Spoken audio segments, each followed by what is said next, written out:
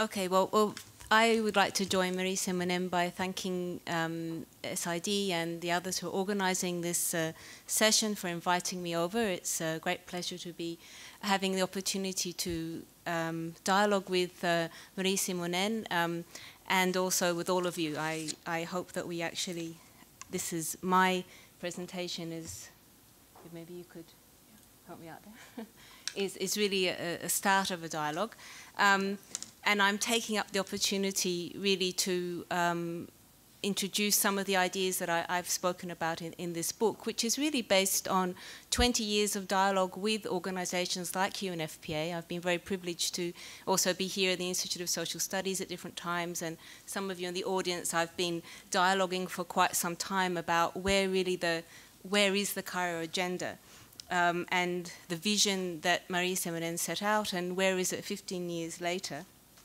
I want to say, first of all, that I'm very positive about the Cairo agenda, but as it's my role to respond and to be provocative, I'm going to try and raise some issues which I still see as problematic or challenging. I think Marie-Simonen's really covered very well some of the key issues that I'm not going to go back to, but I'd like to pick up some things that I do find challenging. So let's say I'm highly sympathetic to Cairo and particularly to UNFPA, and I would say if you read my book you would see that SID has had some very important leaders also, including Nafis Sadiq, who was leading Cairo as a position as executive director. So I've had the privilege of listening and understanding how complex it is to have got the Cairo agenda where it is. And I certainly agree that, and Marie said it very well, that I think it was a complex agenda that was put together because of the openness to bringing in civil society and particularly women's movements. Nevertheless, I think there are some challenges, and I think if we are reflecting right now, 15 years later, in this particular political and particularly this particular economic climate, I think we really have to think about what really counts as progress and who's counting it, and where are we really going to stand in that context. So if I could just move to the next slide. First of all, I want to say what I see as successful of Cairo. It's a little bit different from the way Marie approached it, and also what I found disappointing about it. That's my provocation. And I'm going to do that particularly because I want to say where I think things went a bit wrong with it in relation to the Millennium Development Goals. And this is where I think I do become provocative. And then I'm going to push a lot harder than Marie did. Just at the end there, mentioned, it's all of us together. But I'm going to say, where are the men in this debate?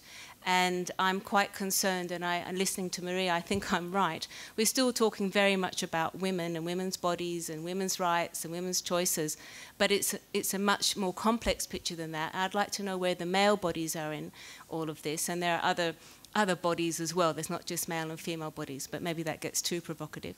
But anyway, these are my three main responses that I'd like to raise.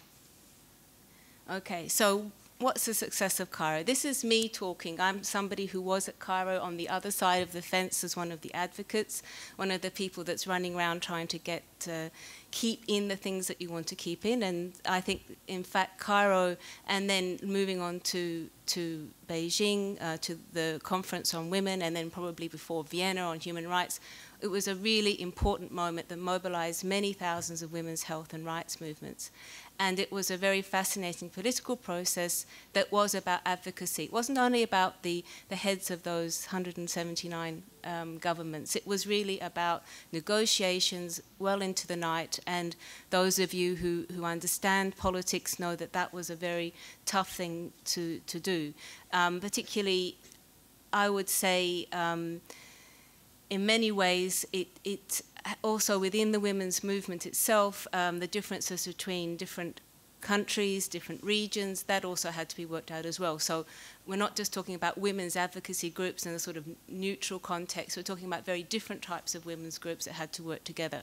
And we're also talking about very different types of bureaucrats. Not everybody was working new in FPA who was behind the scenes trying to do it. And there was a lot of convincing that had to be done. And I absolutely agree with Marie Simonen.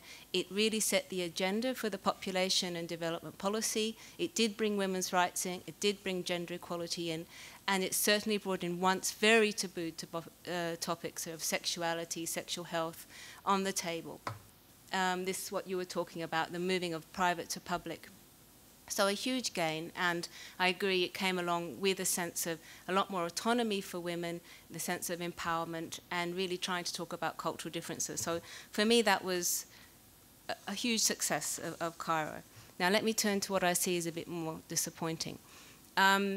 So I think it was problematic in the sense that it dared to put onto the agenda things that were very hard to then hold on the agenda. I mean, it was a particular moment in time, and I would say the last 15 years has been about trying to hold some of those issues. You heard Marie very cleverly, and the language used was very subtle, the way she was talking about, well, okay, this is how, she mentioned the word abortion once. This is how we could get it on the table. But it's being put into certain terms. And I think was something that was daring and is there, but it's still a difficult one. And I know in the Netherlands it is as well, everywhere. And then it didn't really address other issues as well. I mean, it's something that I'm going to come up to some of the other issues I felt that could have been addressed. So it was a gain, but it was also something that hid some things as well. And then I also think that we have to remember it's not a legally binding convention.